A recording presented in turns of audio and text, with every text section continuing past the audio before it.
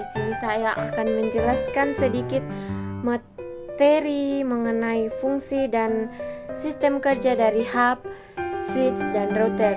Namun sebelumnya itu, perkenalkan, nama saya Imelda Cecilia dengan NIM 291611172 di Universitas Kristen Indonesia Toraja dengan jurusan Teknik Informatika. Oke, saya akan menjelaskan yang pertama fungsi hub dan cara kerja hub, yaitu fungsi hub menerima sinyal dari satu komputer dengan mentransmisikannya ke komputer yang lain. Hub sebagai penghubung antar komputer sehingga membentuk suatu jaringan pada topologi star. Semua jenis komunikasi hanya dilewatkan oleh hub.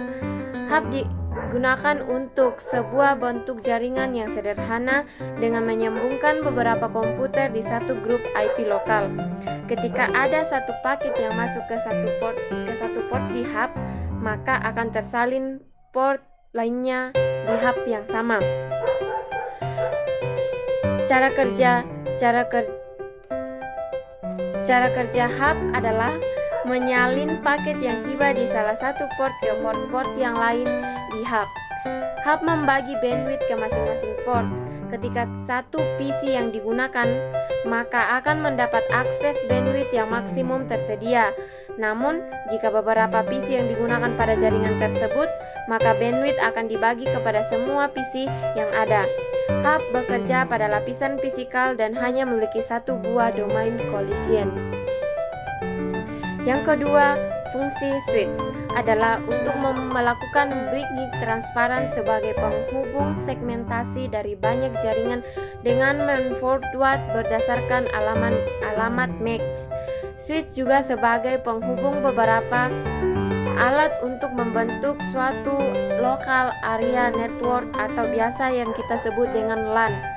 Cara kerja switch yaitu menerima dan menganalisa seluruh isi paket sebelum meneruskannya ke tujuan.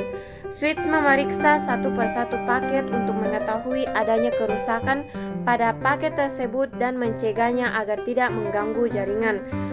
Switch mengalokasikan bandwidth secara penuh untuk setiap portnya. Komputer pengguna akan selalu memiliki bandwidth secara penuh seberapapun komputer yang ada. Switch bekerja di lapisan data link dan setiap port di dalam server memiliki domain collision sendiri-sendiri. Switch memiliki transmisi secara dua arah, itu full duplex. Kemudian yang ketiga, fungsi router. Router berfungsi sebagai penghubung antar jaringan untuk meneruskan data dari suatu jaringan ke jaringan lainnya melalui proses routing. Proses routing terjadi pada lapisan jaringan seperti Internet Protocol dari stack protokol 7 lapis OSI.